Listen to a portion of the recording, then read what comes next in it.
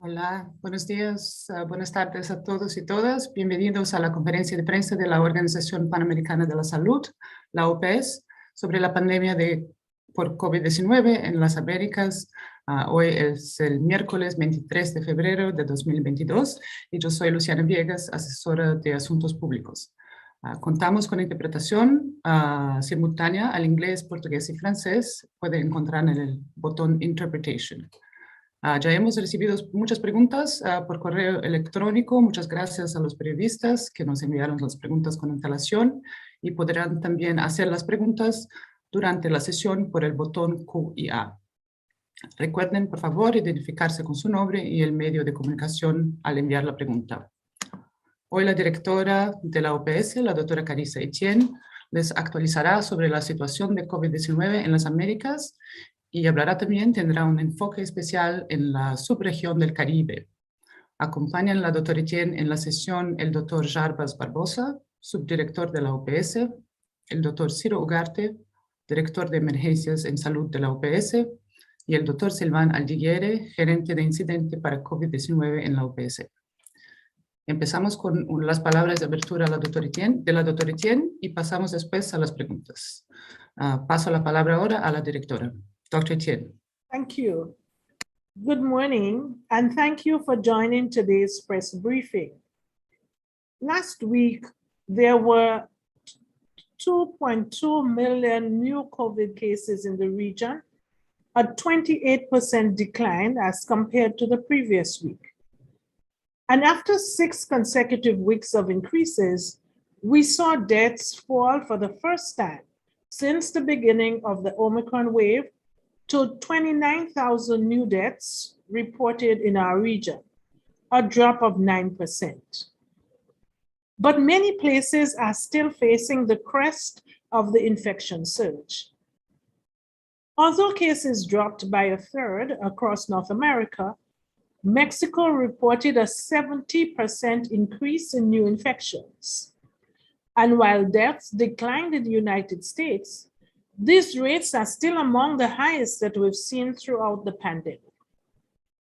Across Central America, deaths dropped by 17%. However, Nicaragua saw cases surge by a third. ICU admissions and deaths continued to rise in Honduras. While deaths decreased overall in South America by 13%, some places continue to report spikes. In Chile, for instance, ICU admissions accelerated by a quarter and deaths increased by 37%. Although new cases dropped across the Caribbean by 44%, more than half of the 13 countries and territories that reported increases in deaths in our region were in the Caribbean. In the Bahamas, the virus continues to hit vulnerable groups. It is estimated that some 10% of healthcare workers are currently in quarantine due to COVID-related exposures. Grenada reported a 50% increase in ICU admissions, while Jamaica's rose by 23%, and Guadeloupe had a 9% rise as compared to the previous week. These trends show that many places are still in the midst of the Omicron surge. So we must stay vigilant and uphold the measures that have been proven to save lives. But today I want to give a specific update on an area that remains especially vulnerable to COVID. My home, the Caribbean. The Caribbean is home to over 44 million people. It is a diverse part of our region with many inequalities that has struggled during the pandemic. So far, we've been able to reach 63% of the eligible population with life-saving COVID vaccines, thanks to the tireless efforts of governments, healthcare workers, and communities. But this is a picture with many contrasts. While 91% of people in the Cayman Islands have been fully vaccinated, less than 1% of Haitians have received all their doses. In fact, out of 13 countries and territories in the Americas that have not yet reached the WHO's goal of 40% coverage, 10 are in the Caribbean. Because of this, today the Caribbean remains especially vulnerable to COVID. And there are varying reasons for the low coverage. Even though limited vaccine supply is less of a barrier now, two conditions that are necessary to scale up campaigns to the farthest corners are still missing. In some countries, vaccination centers are located in central areas, which may be far from the people who need them the most. Also, some countries are short-staffed, with doctors and nurses experiencing severe burnout. And then there are those who remain unvaccinated by choice. And to understand why, our teams have been exploring people's attitudes towards vaccines. In one PAHO study published in The Lancet, we found that the vast majority of health workers are eager to use the vaccine to protect themselves and are doing all they can to reach as many people as possible. But some still want more information. They have questions on potential side effects or on how long the benefits of the vaccine last. These are legitimate questions that must be acknowledged and addressed so that we can better protect our health workers and everyone else. Some people have not gotten vaccinated because they no longer see COVID as a risk to themselves. Yet the spread and death toll of Omicron have shown that underestimating this virus only fuels the pandemic and leads to more suffering. We have the tools to turn the tide on vaccinations in the Caribbean. Nearly 700 million people across our region have already received their full vaccination courses. And over 21 million people in the Caribbean alone, giving us real-world data to show that vaccines are safe and effective against COVID-19. And there is much that we can do to reach unvaccinated people. First, we must tailor our interventions to the needs of those who remain vulnerable in each country. In Jamaica, for example, this means reaching out to casual workers and young men who have the lowest vaccination rates in the country. In Trinidad and Tobago, this means engaging nurses who are trusted sources of medical information, but also the health workers most likely to remain unprotected. And in Barbados, which is known for having some of the highest percentage of centenarians in the world, it means protecting those on the cusp of turning 100 years so that they can continue to live healthy lives. Second, we must make it easier for people to get a vaccine closer to home. This can be done by investing in staff and infrastructure to ensure that vaccination centers are closer to the people who need them the most, and that hours of operations are convenient for working adults. We are collaborating with governments across the region to do just that. In Haiti, which remains one of the least vaccinated countries in the world and a top priority for PAHO, we are working tirelessly with partners to establish at least one vaccination site in each commune, enabling us to finally expand coverage well beyond today's very low levels. And lastly, we must also create spaces for open dialogue to address our community's concerns. In one PAHO and UNICEF survey that was supported by USAID, 51% of vaccine hesitant people in the Eastern Caribbean were open to changing their minds after seeing more scientific and medical information. This means working with trusted voices and community leaders to reach people where they are with the right information. Dialogue, trust, and outreach are the tools that we must use to get more vaccines into arms and ultimately to save lives. You know, as a doctor from the Caribbean who has dedicated her life to public health, I want to make a special appeal to the people in the region. The best decision that you can make for your health right now is to get a vaccine against COVID. The pandemic is not over, and a new variant can emerge at any point.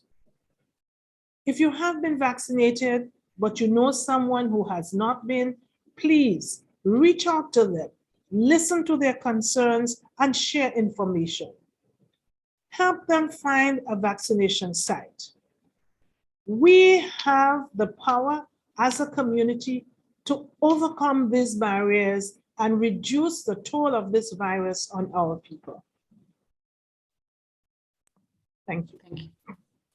Thank you, Dr. Etienne. We start with a question from the Caribbean, two questions, actually very similar, from Kevin Fellman, senior reporter at Guardian Media, Trinidad and Tobago. He asks, vaccinations have slowed significantly in the Caribbean. Does this prolong the pandemic? And also Stephen Cyrillan, PJD2 Radio in St. Martin, has asked, we are seeing a rapid decline in Omicron virus. Would it be fair to say that we are at the end of the rope in terms of the virus being better controlled? What are your message to many of the Caribbean and Latin American countries working towards relaxing COVID-19 measures? Dr. Etienne. Thank you for media specialists in Trinidad and Tobago and St. Martin. Thank you for this question. As I've said before, we really don't know when the pandemic will end. But what we do know is that vaccination is the best way to protect against disease and death from COVID-19. We continue to urge countries in the Caribbean and countries throughout the Americas to fill critical gaps in vaccination coverage.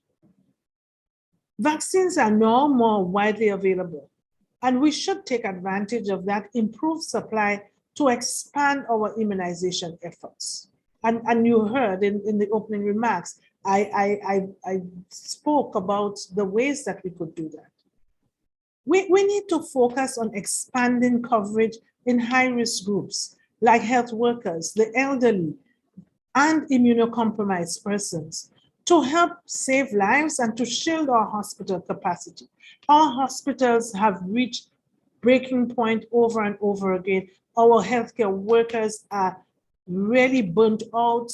They are exasperated, some of them mentally suffering from depression, etc. So to overcome this pandemic, we have to expand vaccinations to cover everyone who is eligible after we protect these high priority groups. Because of the rapid spread of Omicron and the possibility of other variants, we have to continue effective public health and social measures to drive down transmission. And this we repeat all the time.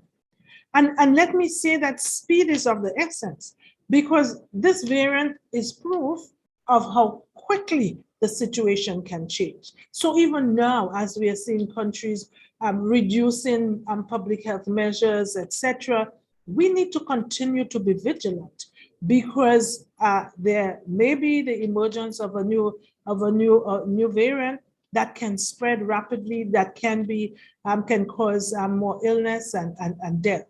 Vigilance is necessary, as well as ensuring our public health measures and vaccinations. Over. Thank you, Director. Pasamos para una pregunta también general que recibimos de varios periodistas, pero vamos con la pregunta de Francisco Morere, Cover News, Argentina. Francisco pregunta, ¿qué determinará el fin de la pandemia?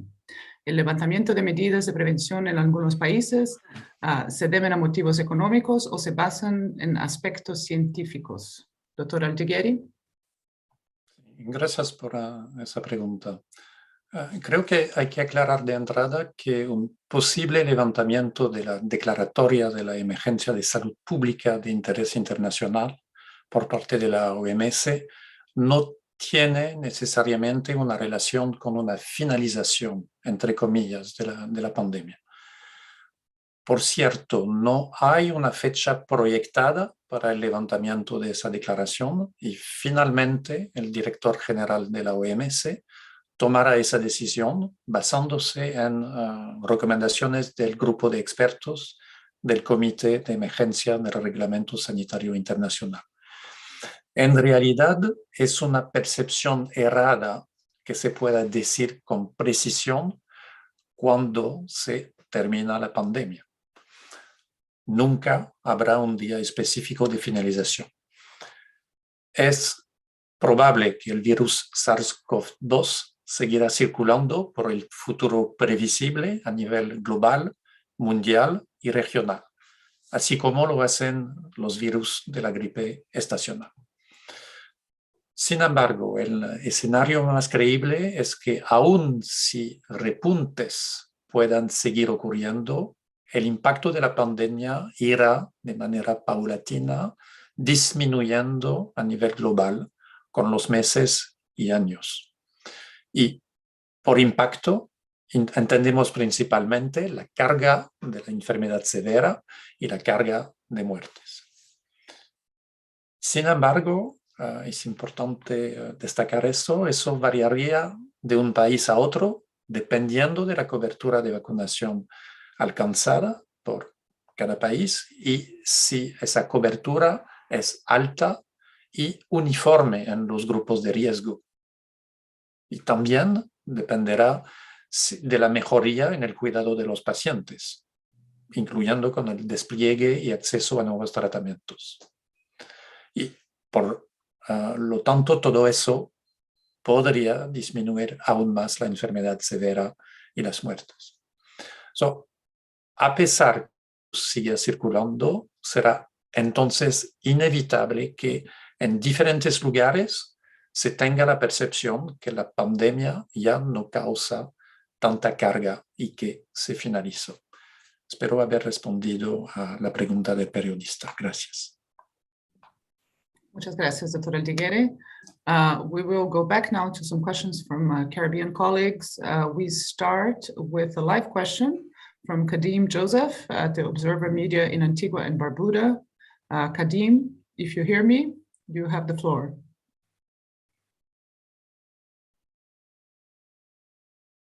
Unmute. Okay, thank you for having me. Sorry for that a while ago. Vaccination numbers against COVID-19 continue to slow down in Antigua and Barbuda, with just over 61,000 people fully vaccinated thus far. Should there still be an emphasis on getting herd immunity numbers up or getting to herd immunity, or should countries like ours focus more so on marketing vaccinations to at-risk populations, including children entering schools, as the case is with polio, MMR, and other vaccines like that? Thank you, Kadim. Dr. Barbosa?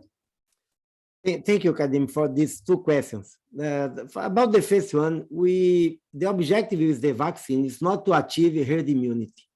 Indeed, the objective of the vaccine is to protect the most vulnerable groups to prevent the severe cases and deaths. Of course, all the national plans of immunization that the PAHO supported the countries reviewed, made recommendation. They have some steps. They start vaccinating the elderly people.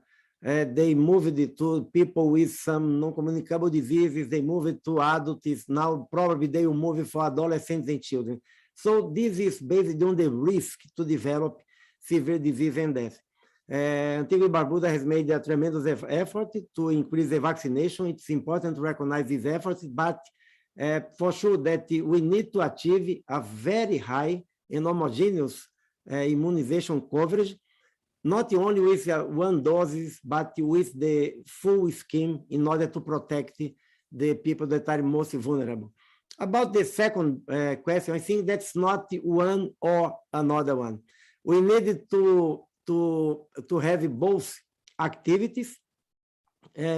While we are trying to get more people vaccinated against COVID-19, we cannot forget the traditional routine immunization programs that we have, and you mentioned some risks. Polio, we had a new wild polio case in the Africa region reported last week. So this is a risk, and we know that in many countries in the region, the pandemic also impacted in a negative way the routine immunization program. So we are supporting the countries to establish a specific strategy to perform a very thorough analysis about what are the neighborhoods, the communities that are falling behind on the routine vaccination, to adopt the strategies going house by house in order to mobilize the children to get them fully vaccinated against these other very important diseases too. So it's not one or another, but both, to work on both sides of this same coin, that is to get people healthy and to let our countries to recover fully of the pandemic. Thank you. Thank you, Dr. Barbosa. We continue with a question from Ariel Boleg from the Tribune in the Bahamas. Ariel asks, the Bahamas just relaxed restrictions and health officials will continue to recommend relaxed restrictions as the need arises. Does PAHO estimate the Bahamas health official has a good system and is taking a good and measured approach when deciding to relax restrictions? Dr. Ugarte? Thank you, Luciana. Thank you, Ariel, for this question that also applies to several other countries. And the countries are advised to assess and plan mass gatherings in general based on the epidemiologic situation and the health system's capacity to respond to COVID-19. Surges and increase of cases in locations or in the entire country. But there are different drivers and the risk tolerance of the communities and the economic impact that is something that we are seeing in many countries are also topics to be considered when a decision is being taken. Particularly, it is necessary to conduct a risk assessment. We said that we have to follow all the epidemiologic situation, but also the capacity of the health services. And by doing that, the countries are advised to regularly adjust their response strategies according to what is the situation. But to analyze what is the situation, there is a need to have a proper surveillance system and proper notification system and proper implementation and measuring what are the impact, the benefits of the social measures, and also the adaptability of the compliance by the population. In that regards, the Bahamas has been demonstrated that these measures have been taken in a careful way, and all the information that we receive and we are following, including, for example, the availability of tests to identify timely identify the new cases and also adjust those measures are considered okay. And the situation in general is that in the carnival, the activities are permitted with participants are aware of the requirements, and also that the participants adhere to the public health measures. For example, when they are in public, when they are in a situation that they are enjoying carnival or other mass gatherings, many of the participants do not use their masks properly. They take off their masks. They, of course, sometimes they shout happily or so. And these are the type of conditions where the risk of transmission increases dramatically. So every time when there is a mass gathering planned, there is a need to analyze which are the measures that will be implemented to mitigate the risk of transmission, and also to implement all the surveillance measures to identify early enough the cases that may arise after those mass gatherings. If something we have learned during the pandemic is when we relax the measures, when we are in low transmission levels, usually in 1 or 2 weeks after, the number of cases increases rapidly. And of course, also later on, the number of deaths. So the public health measures need to be implemented. And I understand that many countries in the Caribbean are considering carnival fetes this year, but some countries are delaying and pushing for the summer, which were traditional held prior Ash Wednesday, for example, and Lent. But most will be holding June to August. So there are many measures that can be taken. And this is one way to analyze the risk and also to consider all the traditions in the countries and moving back to reopening some activities in a safer way. Thank you. Thank you, Dr. Barbosa. Next question we have is from Jacqueline Charles from the Miami Herald. Jacqueline asks, is there any effort to help Caribbean governments access funding to mount public campaigns to encourage vaccinations? Dr. Barbosa? Thank you for this question. I think that our director in her initial remarks highlighted very clear the challenge that we are facing in the Caribbean countries. We need to increase the immunization coverage. We still have 7 countries in the Caribbean region that are below the target of 40% of immunization coverage. We have identified some of the problems that are related to the vaccine hesitancy. We are working with the Ministry of Health in the Caribbean, and yes, we are mobilizing resources. We received donations from the Canadian government, the US government, and part of these grants are being used to develop more efficient communication strategy. As our director has mentioned already, we needed to engage the healthcare workers because they are the main source that families use to make their decision about having the vaccine.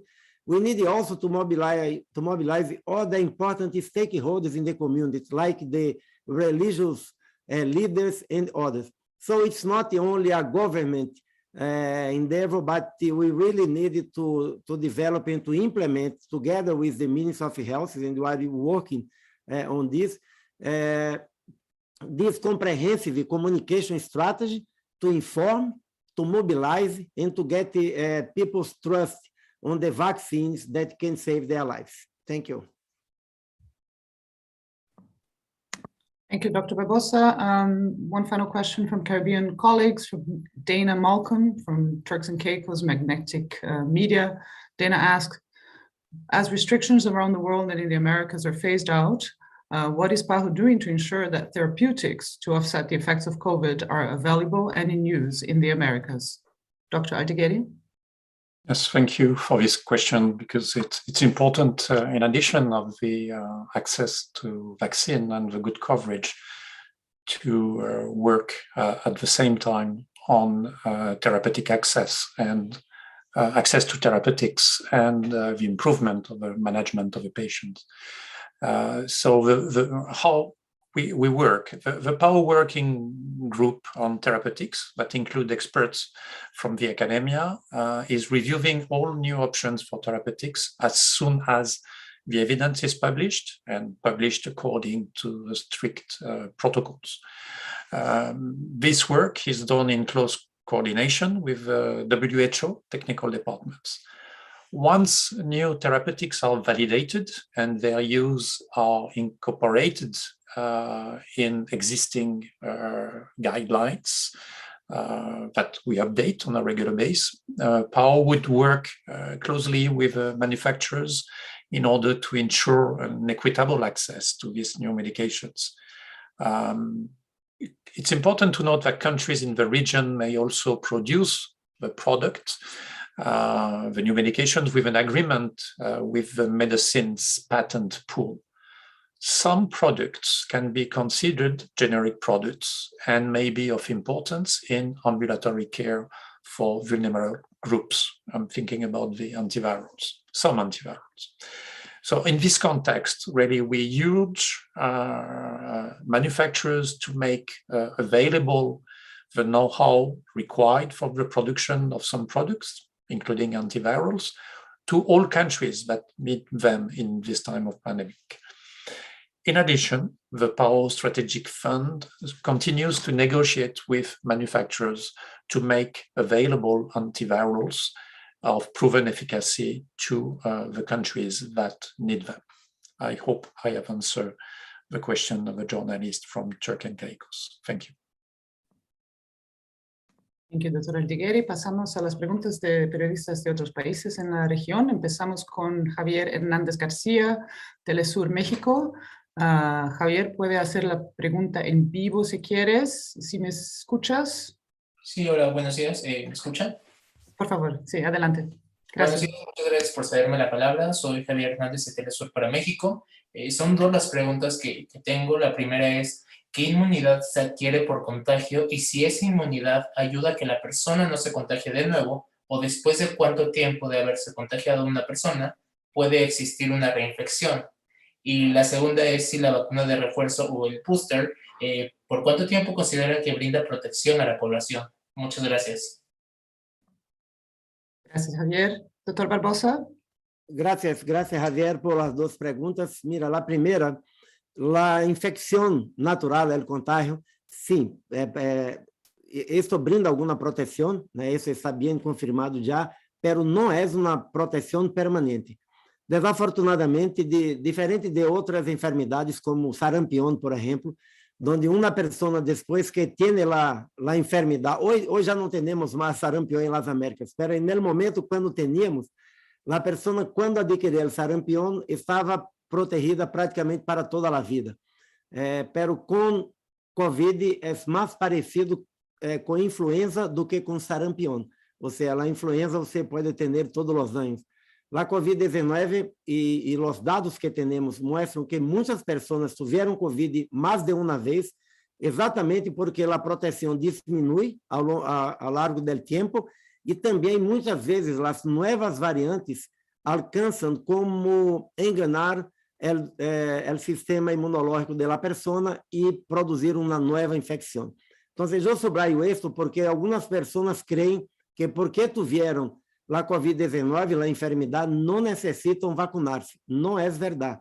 Há miles de casos bem documentados de pessoas que tiveram a segunda infecção por COVID-19 em países com bons sistemas de vigilância que podem fazer essa documentação de maneira muito sólida. Então, não é definitiva e pode ser incluso não alcançar novas variantes. Para a segunda pergunta, o tema de los refuerzos, né, já há uma recomendação de uma terceira dose para algumas vacinas. Isso não é um reforço. Eu também subraio isso porque reforço muitas vezes dá a impressão que é uma dose opcional. Para algumas vacinas não é, né? Para as vacinas de Sinovac e Sinopharm, há uma recomendação já da OMS, da OPS, que é necessário uma terceira dose para os adultos maiores, para as pessoas com comprometimento de seu sistema imunológico e outras condições, porque nessas pessoas a imunidade que é garantizada por essas vacinas, a partir dos 4 meses, empiezam a diminuir de maneira importante. Em outras vacinas, se está recomendando a terceira dose para alguns grupos especiais, os imunodeprimidos, pessoas que têm algum comprometimento de seu sistema imunológico e outros grupos. Isso tem, então, que evaluar bem por cada uma das vacinas, porque tem um comportamento distinto.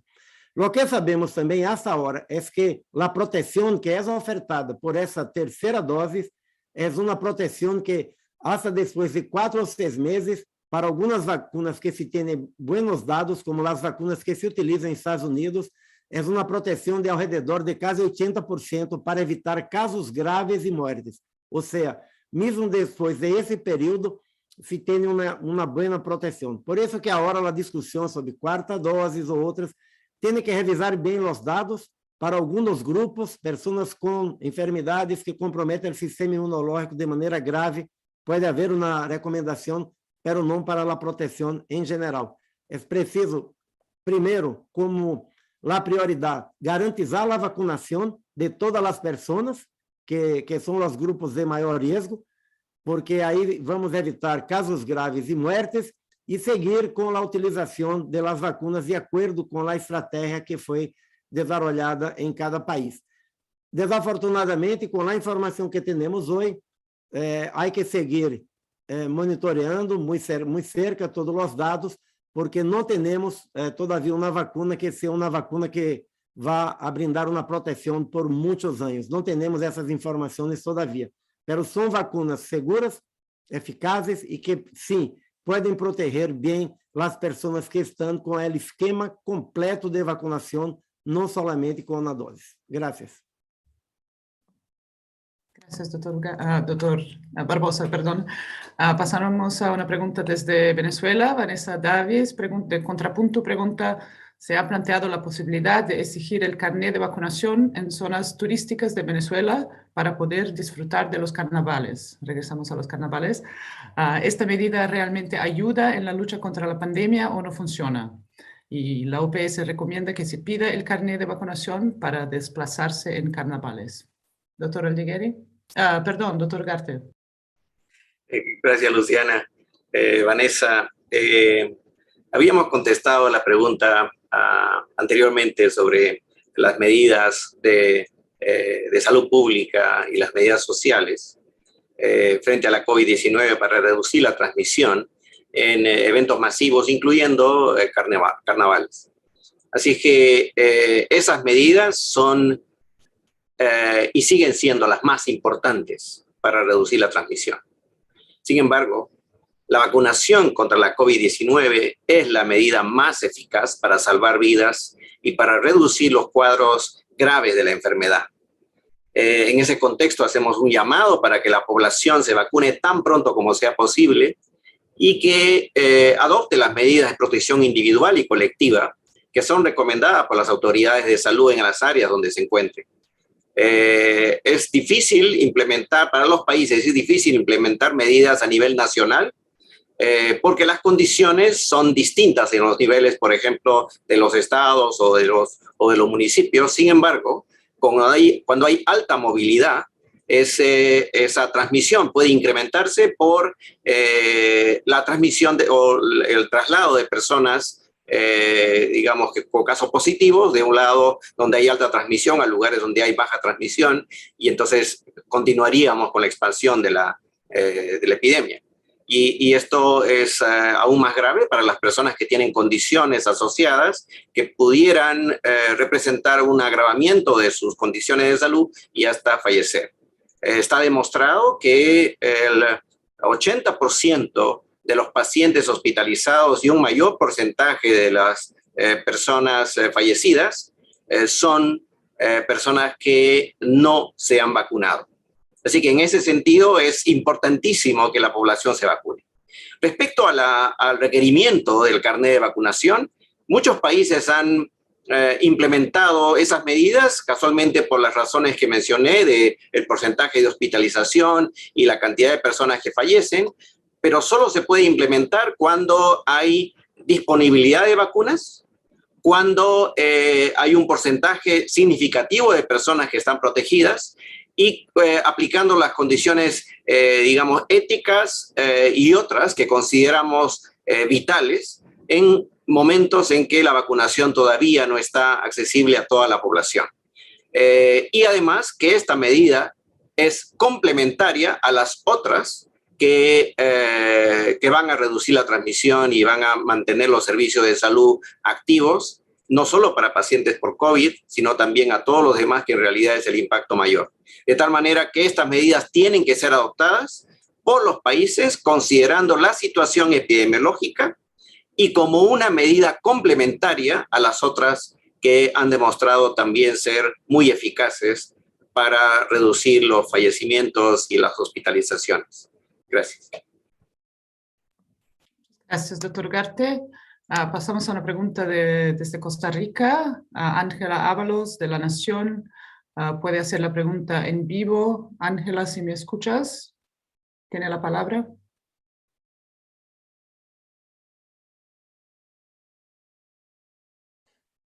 No. Ok, entonces voy a leer la pregunta. Ángela pregunta, me interesa tener una valoración sobre la situación actual de Costa Rica en la actual ola pandémica y el avance en la vacunación en el contexto regional. Doctor Aldhigieri. Sí, gracias por esa pregunta de Costa Rica. Yo quisiera primero decir que la oficina OPS en Costa Rica está trabajando de manera muy estrecha con las autoridades de salud, incluyendo con la Comisión Nacional de Vacunación y de Epidemiología. Por lo tanto, mis comentarios van a reflejar datos actualizados del país. Y se evidencia un descenso en la cantidad de casos confirmados durante las últimas semanas. Sin embargo, se necesita tiempo para comenzar a ver que este descenso en casos se manifieste en las curvas de hospitalizaciones y de fallecimientos, las cuales actualmente presentan una meseta. Hemos comentado la diferencia de cronología en varias conferencias de prensa, las diferencias de cronología entre curvas de casos y curvas de muertes. Y eso se relaciona a la evolución de la enfermedad por sí misma. También hay que tomar en cuenta que los protocolos de atención en Costa Rica indican que a todas las personas hospitalizadas se les debe realizar una prueba de laboratorio para COVID-19. Por lo tanto, personas que ingresan por otras patologías o por accidentes y que luego resultan positivas con COVID-19 también forman parte de la estadística nacional publicada. Y creo que es importante resaltar cómo se ha reducido la severidad y la hospitalización durante los últimos 6 a 8 meses.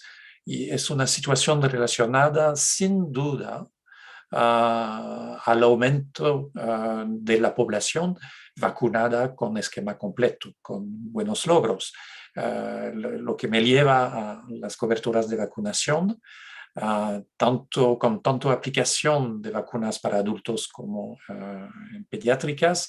La campaña va avanzando en buen ritmo con altos porcentajes de esquemas completos, con más de 73.4% de la población. Sin embargo, hay que señalar que aproximadamente 250.000 personas mayores de 18 años todavía no tienen su primera dosis. Y sabemos que el Programa Nacional de Inmunización está concentrado su atención en este punto. Finalmente, como último punto, quisiera destacar los logros de Costa Rica con su capacidad de vigilancia genómica, que está instalada en el INCIENCIA y que permite un seguimiento en tiempo real de la dinámica de las variantes del virus SARS-CoV-2. Y quisiera también mencionar que INCIENCIA es uno de los 8 laboratorios regionales de referencia para vigilancia genómica del virus SARS-CoV-2. Espero haber respondido a las preguntas del diario La Nación. Gracias. Gracias, doctor Aldhigieri. Pasamos a la pregunta desde Perú. Gerson Collave, de El Comercio. 2 preguntas. La primera, en el Perú se está evaluando levantar la limitación de aforos y dejar el uso de mascarillas en espacios abiertos. La OPS considera que este es un momento apropiado para levantar estas medidas. Doctor Ugarte. Gracias, Luciana. Gracias, Gerson.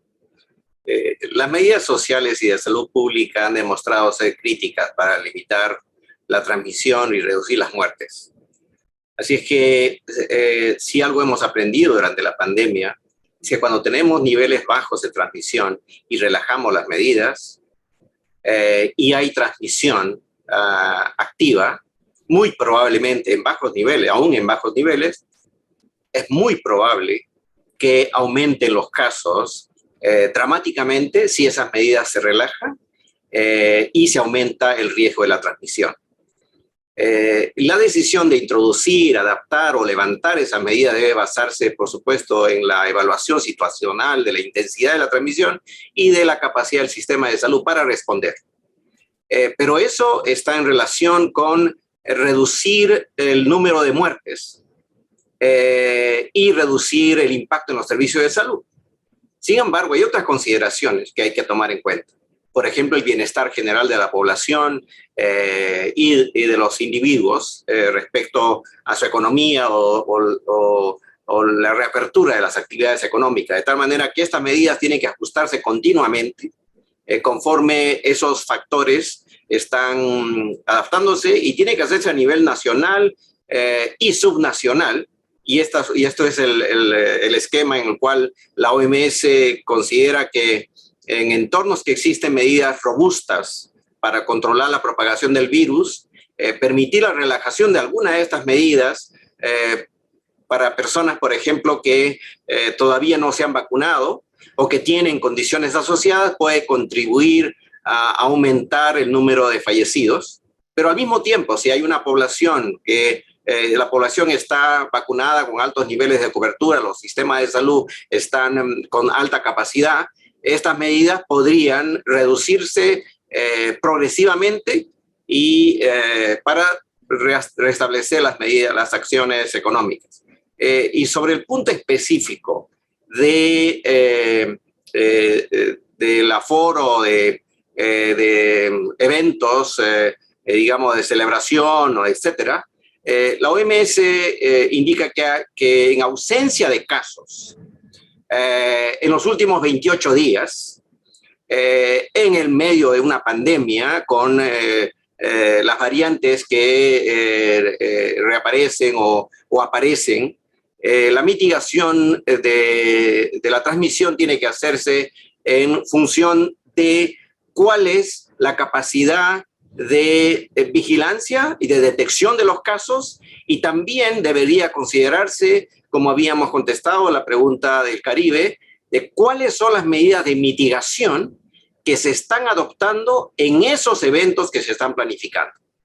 Es decir, tiene que haber un análisis de riesgo de cada uno de esos eventos, y cuando se consideran que las medidas de mitigación no son apropiadas, por supuesto los eventos deberían suspenderse o limitar la cantidad de personas que acudan.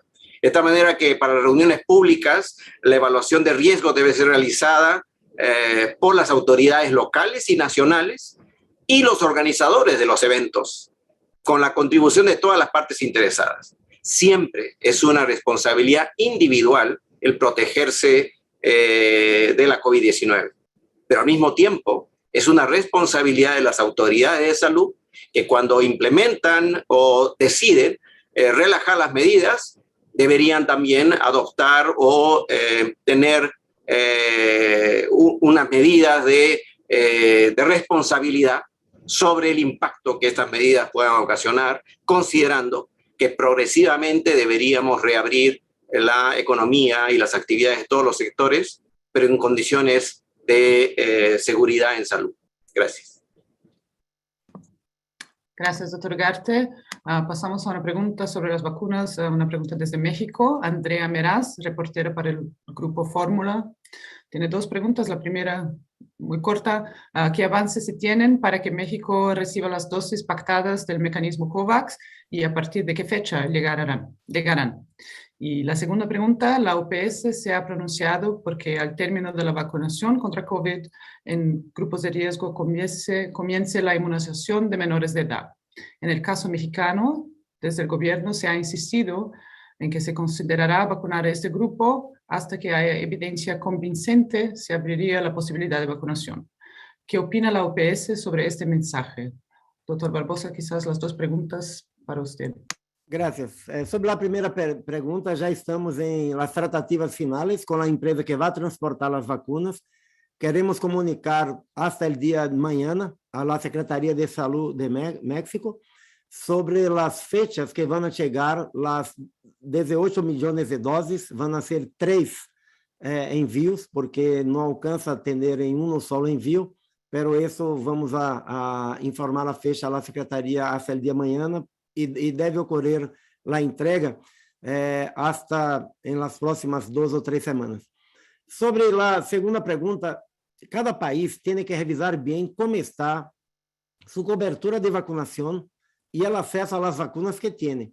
Porque se há país que está com solamente 30% de cobertura de vacinação, seguro que a prioridade é ampliar a vacinação nos grupos de maior risco. Se é país que já tem mais de 70%, seguro que há que revisar e já se pode incluir a vacinação de adolescentes e niños. Então, há que revisar bem a recomendação da OMS, do Grupo Estratégico de Vacinação, para a imunização da OMS, SAGE, por seu acrônimo em inglês, e também de nosso Grupo Assessor Técnico de Vacinação, é que sim, há vantagens de vacinar os niños e adolescentes, pero que esses grupos se devem empezar a vacinação depois de concluir a vacinação de los grupos mais vulneráveis, para que se pueda utilizar de maneira mais estratégica as vacinas com seu primeiro objetivo, que é proteger os mais vulneráveis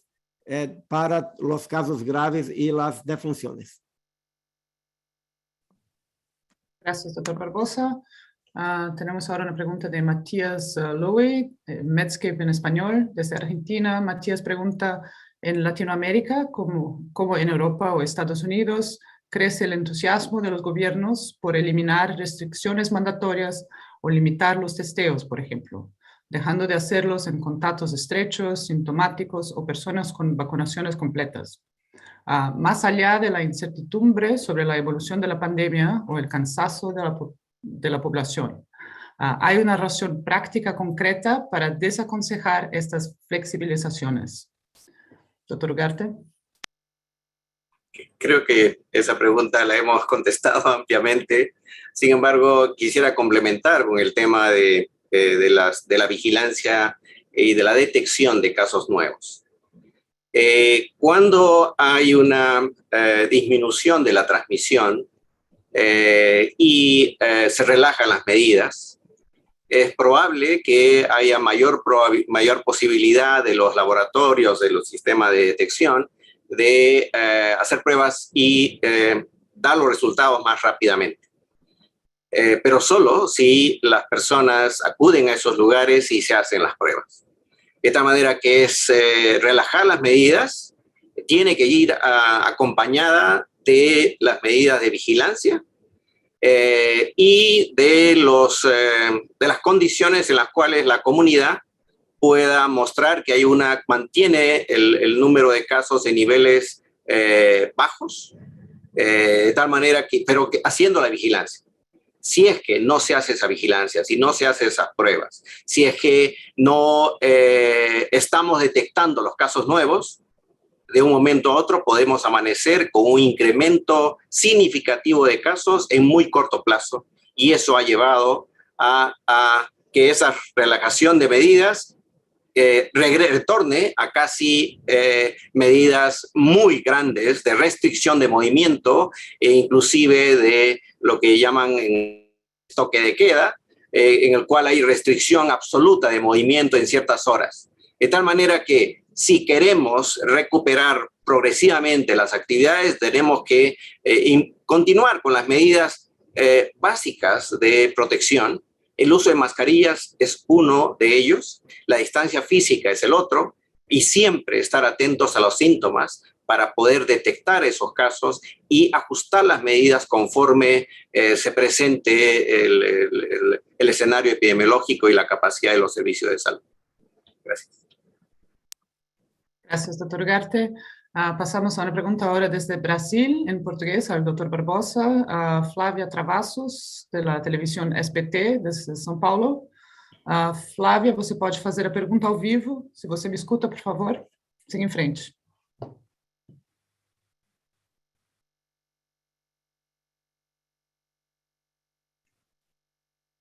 Flávia Travassos.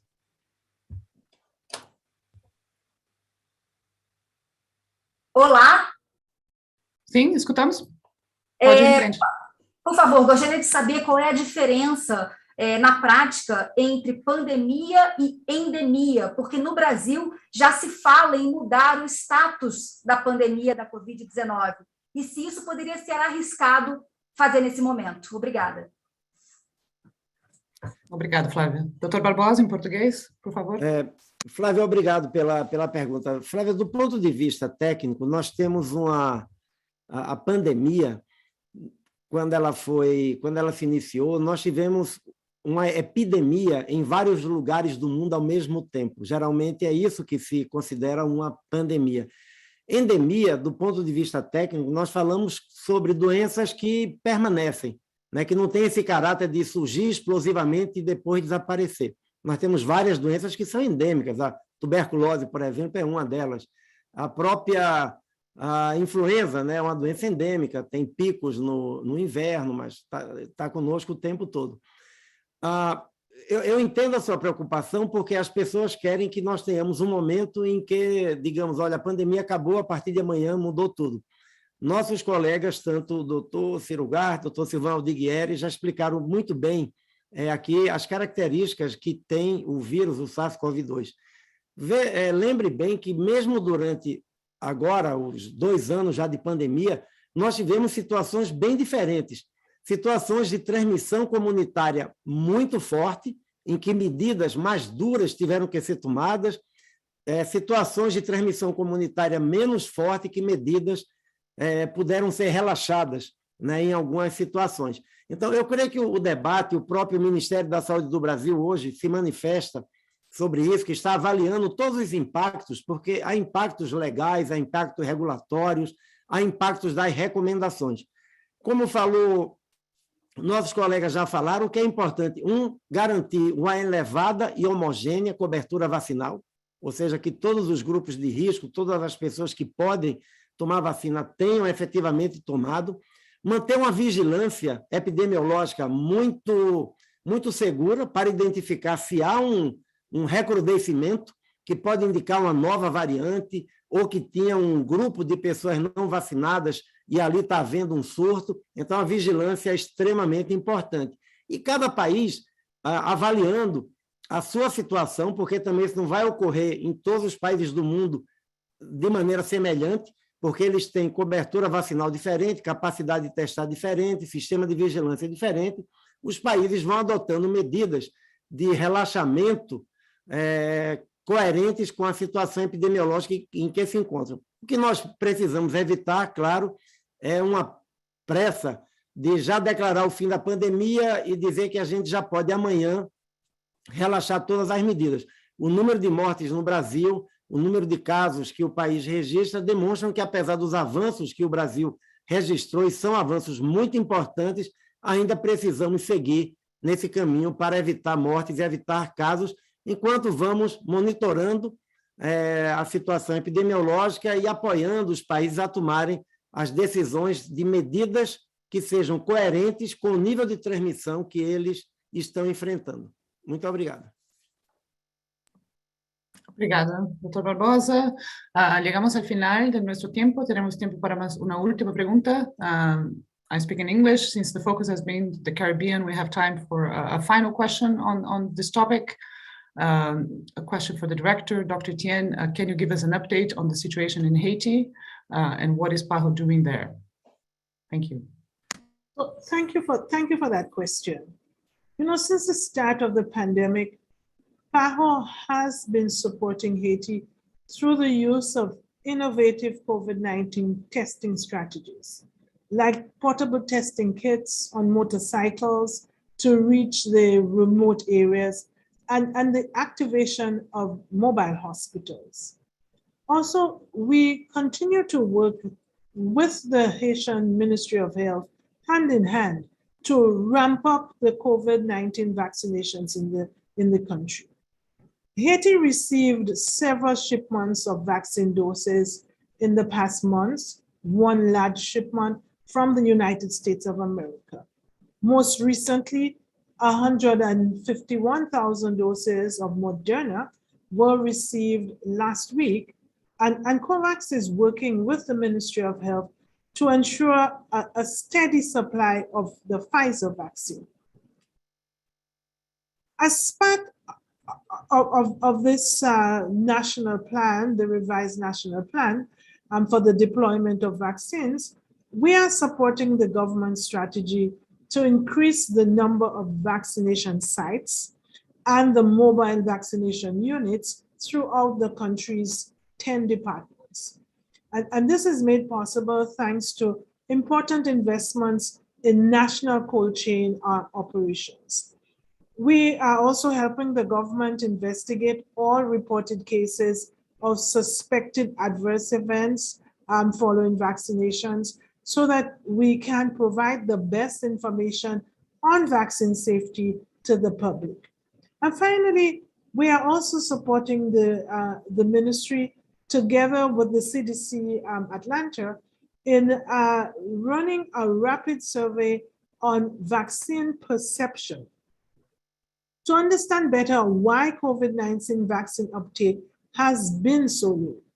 And the result of this survey should help the ministries better implement its national communication strategy and also the current rollout of risk communication and community engagement. We need obviously to see activities increase. Hopefully, as we carry out these engagements, the vaccine demand will increase, and Haiti will be able to meet this demand because they would have had the vaccines, the staff trained, and also sites closer to where people live. So as we end this media briefing, let me again appeal to particularly Caribbean people that we have to continue to be vigilant. We need to ensure social distancing, and also please, the best way to protect yourself is getting a vaccine. So let us be our brothers' keepers. Let us work with each other to ensure that we support all our neighbors, our friends, and our families to get vaccinated. Thank you again for being with us this week, and we look forward to seeing you next week. Thank you very much, Director, for the final words. A los colegas, muchas gracias por la participación hoy. Llegamos al final de nuestro tiempo para esta semana, pero claro que quedamos atentos a preguntas de seguimiento o otras solicitudes que pueden enviar a yo y mi colega Sebastián, Ashley, en la oficina de prensa de la OPS.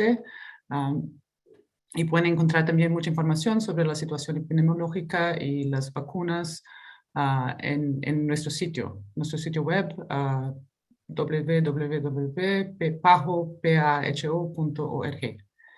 Muchas gracias por la atención y esperamos verlos